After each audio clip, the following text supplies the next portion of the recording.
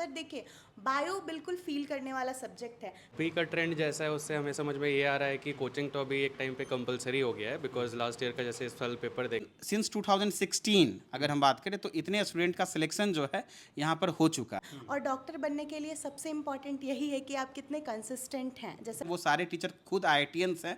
Teachers NEET की जो जो तैयारी करवा रहे हैं तो वो सारे टीचर्स डॉक्टर्स हैं।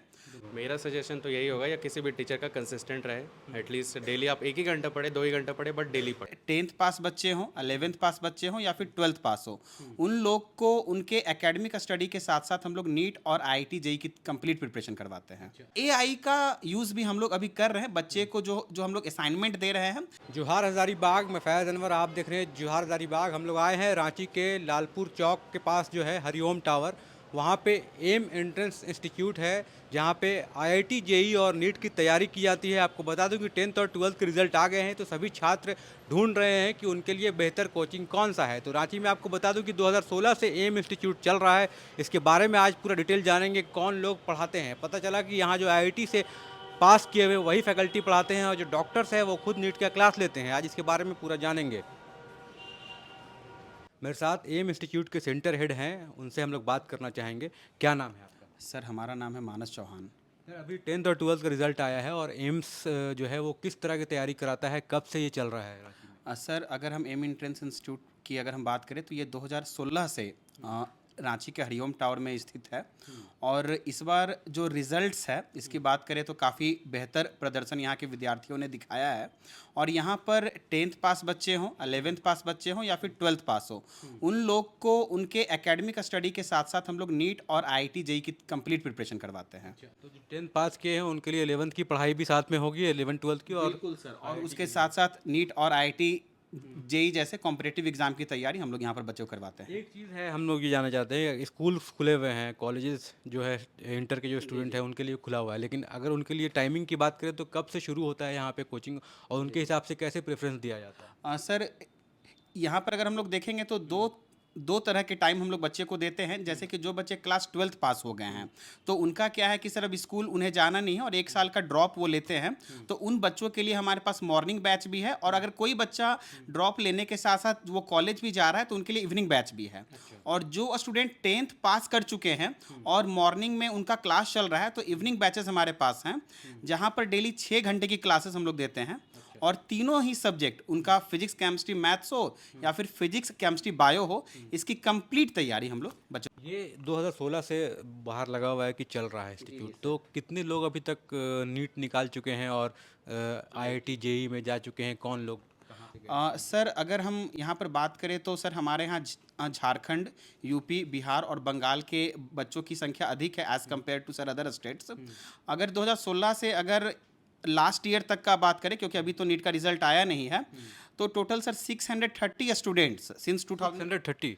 सिंस 2016 अगर हम बात करें तो इतने स्टूडेंट का सिलेक्शन जो है यहाँ पर हो चुका है। और आईआईटी जेई की अगर बात करें तो मेंस में इस बार हम लोग का हाईएस्ट परसेंटाइल मार्क्स 99.78 परसेंटाइल है। और एडवांस का एग्ज़ाम कल ही हुआ है जिसमें बच्चों ने काफ़ी बेहतर प्रदर्शन दिया है। जैसे ही हमारी बच्चों से बात हो रही है, उनके पेरेंट्स से बात हो रही है। और हर साल बच्चे हमारे यहाँ से एनआईटी, आईआईटीज़ और ट्रिपल आईटीज़ में बच्चे जा रहे हैं। आईटी में सिलेक्ट होने की संख्या अगर देखें उस साल से लेकर अभी तक तो 322 के आसपास है। और मेंस निकाल कर एनआईटी और ट्रिपल आईटी में जो बच्चे गए हैं उसकी संख्या 430 के आसपास है। 300 लोग आईआईटी जा चुके हैं यहाँ। बिल्कुल सर। सर क्योंकि ये अगर ये टाइम हम लोग देखेंगे तो ये भी टाइम 10 सालों का हो गया है। और 10 साल से ये संस्थान चल रहा है। और सिलेक्शन के पीछे एक रीज़न ये है कि टीचर्स हमारे बिल्कुल परमानेंट हैं। मतलब परमानेंट कहने का मतलब हमारे यहाँ वेरिएशन टीचर में नहीं है। आईटी जेई मेंस और एडवांस की जो तैयारी करवा रहे हैं वो सारे टीचर खुद आईआईटीएंस हैं। और मिनिमम 10 से 12 सालों का एक्सपीरियंस उनके साथ चल रहा है। और जो टीचर्स नीट की जो जो तैयारी करवा रहे हैं तो वो सारे टीचर्स डॉक्टर्स हैं, तो उनके द्वारा जो प्रिपरेशन है वो करवाया जाता है। तो बच्चे को उनके उनके द्वारा पढ़ाई और उनके एक्सपीरियंस दोनों का लाभ यहाँ पर बच्चे को मिल रहा है। और एक चीज़ और, मटेरियल्स होता है, बहुत सारे कोचिंग में हम देखते हैं कि उनका कोचिंग मटेरियल होता है, वो क्या आपका खुद का होता है या फिर आप कैसे? सर इंस्टीट्यूट जो है ना different types of study materials बच्चे को देती है, जिसमें सबसे पहला है कि हमारा माइक्रो लेवल पर बच्चे को डीपीपी डेली बेसिस पर देते हैं। उसके अलावा हम लोग बुक्स बच्चे को इस तरीके से डेली बेसिस पर हम लोग बुक्स वो प्रोवाइड करते हैं। ये आप लोग का अपना बुक है? जी सर, ये हम लोग का अपना बुक है और ये यहीं के टीचर्स के द्वारा ये फॉर्म किया जाता है और ये सभी बच्चे को हम लोग ये प्रोवाइड करते हैं। इसके साथ साथ टेस्ट जो है वो हमारा वीकली टेस्ट हो गया, मंथली टेस्ट हो गया। और एक चीज़ जो हमारी संस्थान ध्यान देती है कि बच्चे जब 10th पास करके आ रहे हैं तो सिर्फ कॉम्पिटिटिव एग्ज़ाम पर ही फोकस हमारा नहीं है, क्योंकि जैसा कि इस बार बोर्ड्स का रिजल्ट्स आया है और इस बार सीबीएसई ने काफ़ी नंबर्स जो दिए हैं वो काफ़ी स्ट्रिक्टली वे में दिए हैं।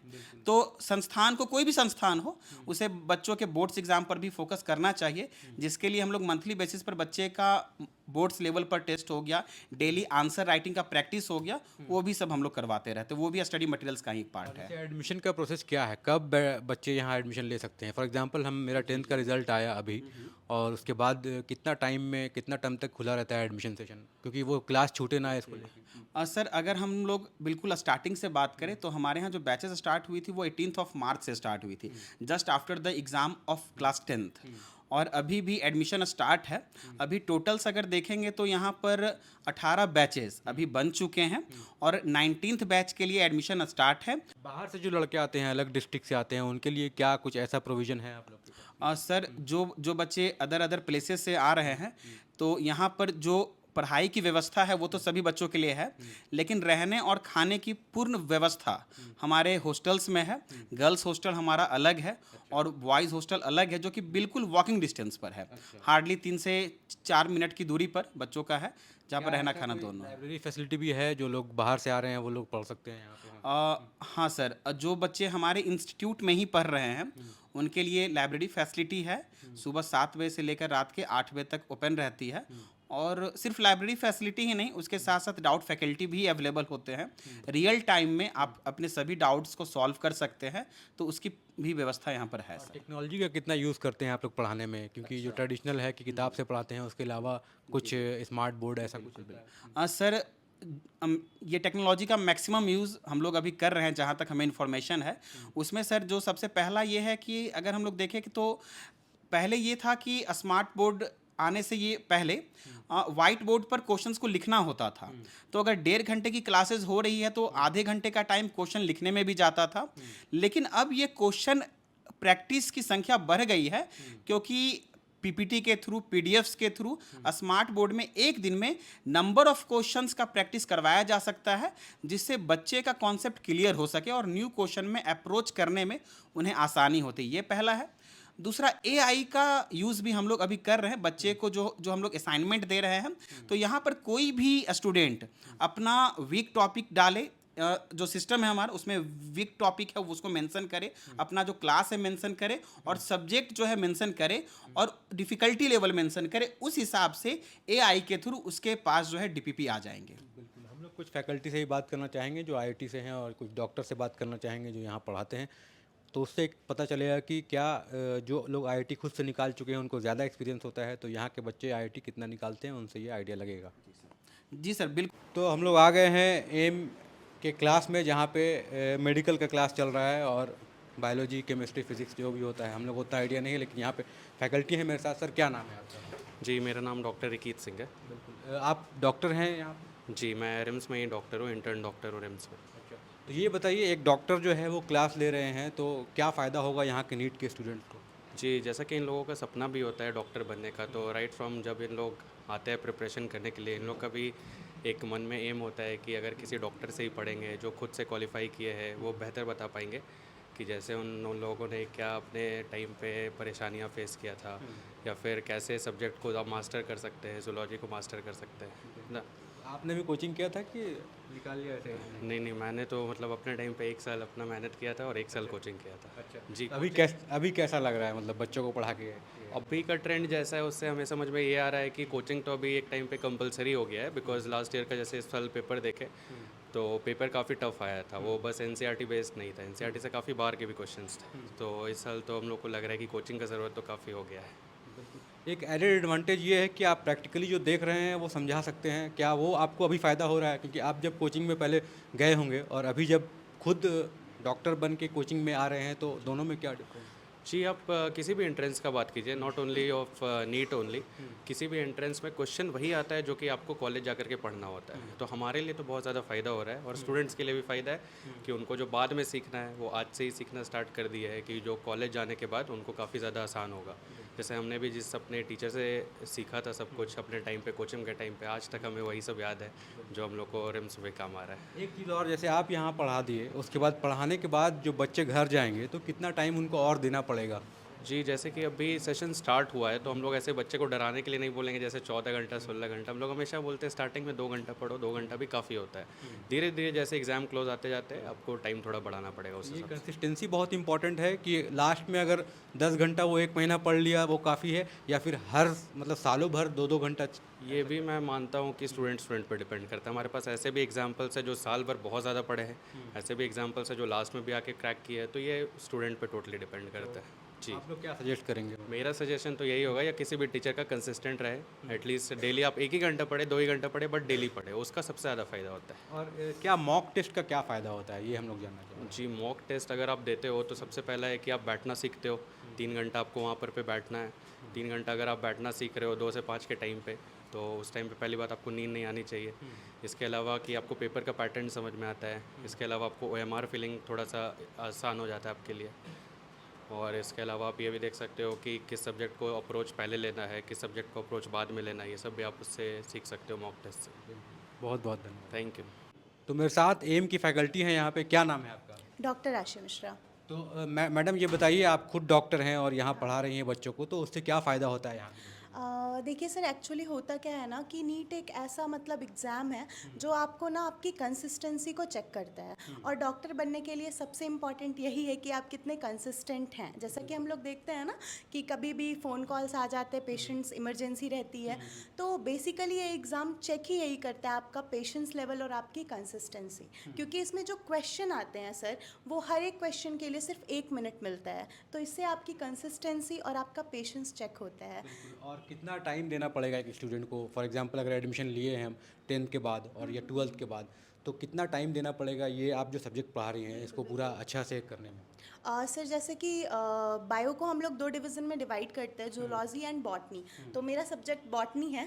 तो बेसिकली मैं बोलूँ तो ऐसा नहीं है कि आपको एकदम 10 घंटे 12 घंटे पढ़ने हैं। अगर आप consistently after class 5 to 6 hours की स्टडी कर रहे हैं but in consistent manner sir, तो आपका सिलेक्शन श्योर हो जाता है। ये पढ़ाने का मोड क्या होता है आप लोग का? सर कैसे? हमारा जैसे हमारे पास डिजिटल बोर्ड है, आप देख सकते हैं, तो हमारा पढ़ाने का जो मोड रहता है सर, वो हमारा हम लोग ये पेन भी यूज़ करते हैं, प्लस हमारा डिजिटल जो स्क्रीन है उसमें जो इमेजेस है सर, देखिए बायो बिल्कुल फील करने वाला सब्जेक्ट है, तो जब तक हम बच्चों को इमेजेस नहीं दिखाएंगे तो वो उस चीज़ को विजुअलाइज नहीं कर पाएंगे। ये एग्ज़ाम तो मल्टीपल चॉइस क्वेश्चंस होता हाँ है। बिल्कुल सर, MCQ रहता है, मल्टीपल चॉइस क्वेश्चंस रहते हैं। एक क्वेश्चन के लिए सर +4 और -1, मतलब सर अगर आपने एक करेक्ट किया तो उसके लिए +4 मार्क्स मिलते हैं, और अगर एक गलत किया तो उसके लिए -1 हो जाता है। इसमें तो बहुत सारे डिटेल्स छोटे छोटे होते हैं, तो इन सब चीज़ को कैसे फिर स्टूडेंट्स को याद करवाना पड़ता है? मतलब क्या प्रोसेस होता है? क्या बहुत ज़्यादा उनको पढ़ना पड़ेगा तब कुछ याद रहेगा, ऐसा कुछ होता है? सर इसीलिए हम लोगों को अच्छे फैकल्टीज़ की ज़रूरत इसीलिए पड़ती है सर,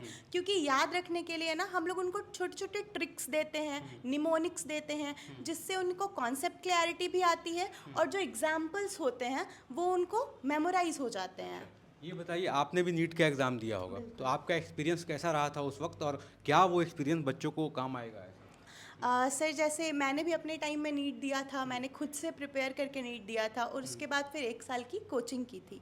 तो सर जो एक्सपीरियंसेस हमारे रहे हैं, हमारी जो गलतियां रही हैं, वो हमारे बच्चे सेम गलतियां रिपीट ना करें, ये हम लोग मेक श्योर करते हैं। जैसे कुछ हमारी गलतियां रही होंगी हमारे प्रिपरेशन के टाइम में, सबसे ज़्यादा इम्पॉर्टेंट होता है कि बच्चे मॉक टेस्ट ज़्यादा से ज़्यादा सॉल्व करें। जितने नंबर ऑफ क्वेश्चंस वो सॉल्व करेंगे उतना ज़्यादा उनका परसेंटेज हाई होगा सिलेक्शन का। आपका अभी कितना साल हो गया है पढ़ाने का, एक्सपीरियंस कितना हो गया? सर मैंने जब अपना जर्नी शुरू किया था, मतलब एजुकेशन सेक्टर पसंद था, तो मैं अपने जर्नी में लाइक 2nd 3rd ईयर से ही पढ़ा रही हूँ, तो 4 to 5 ईयर्स मेरे हो गए हैं। तो Yes, कहीं 4 to 5 में ऐसा आपको एक्सपीरियंस हुआ है कि बच्चों को उतना ही पढ़ाया जाए जो नीट के लिए काम आए, या फिर वैसा एकदम फोकस्ड पढ़ाई ऐसा?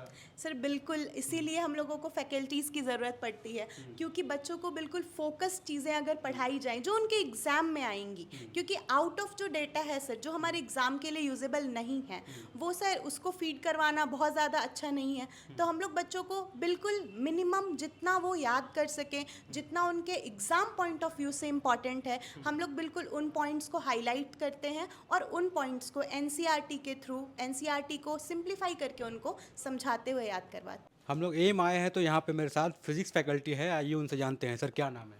इक्की शर्मा।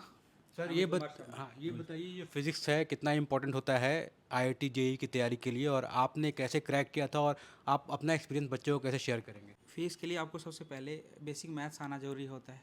अगर मैथ्स का कमांड ना हो तो फिजिक्स थोड़ा सा प्रैक्टिकली पॉसिबल नहीं हो पाता है सॉल्व करने के लिए। तो आप लोग कैसे करवाते हैं उसको यहाँ पे? अगर कोई बच्चा अगर कमज़ोर है और यहाँ पे एडमिशन लिया है, तो क्या यहाँ पे इनफ है आईआईटी क्रैक करने के लिए, या नीट क्रैक करने के लिए, या जेईई निकालने के लिए? हाँ, इनफ है, काफ़ी है। बेसिक मैथ्स अगर अच्छा रहा, ऑफकोर्स फिजिक्स जो सब्जेक्ट है उसका लैंग्वेज मैथमेटिक्स होता है। Mathematics is the language of physics. आप जब भी कोई भी फिनोमेना डिस्कस कर रहे हो उसको तो मैथमेटिकल एक्सप्लेनेशन करने की ज़रूरत पड़ती है।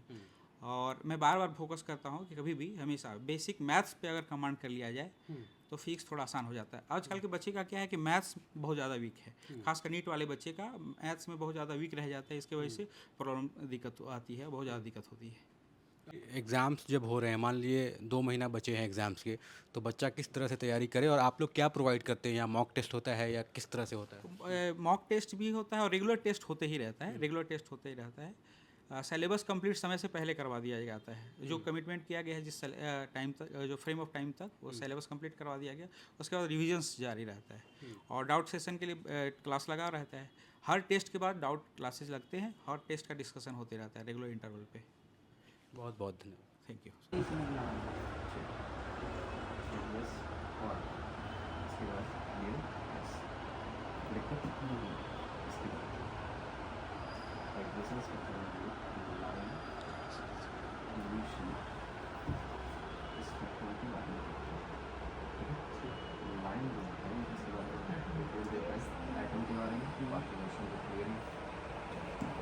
जल्द करें, ऑफर सिर्फ 500 महिलाओं के लिए।